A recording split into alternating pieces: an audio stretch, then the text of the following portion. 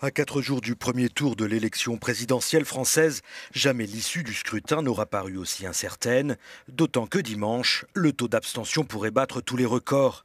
Difficile aussi pour les électeurs d'Ivoire clair. Selon le dernier sondage IFOP fiducial, 4 candidats seraient désormais au coude à coude. Avec les marges d'erreur habituelles, tout reste donc possible.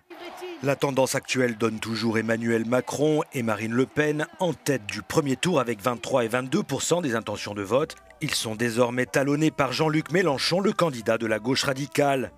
Mais François Fillon, le candidat des Républicains, résiste lui aussi. Crédité de 19%, il reste bel et bien dans la course.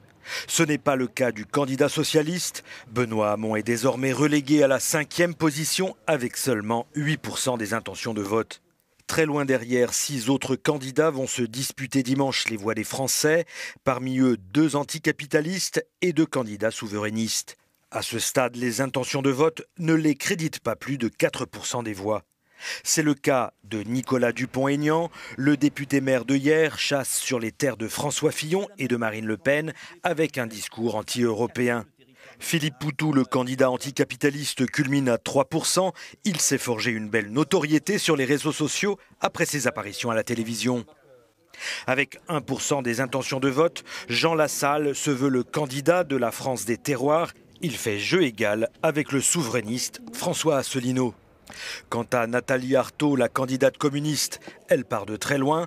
Elle se dispute le plus faible score avec celui de Jacques Cheminade. À 75 ans, c'est le doyen de tous les candidats de cette élection présidentielle.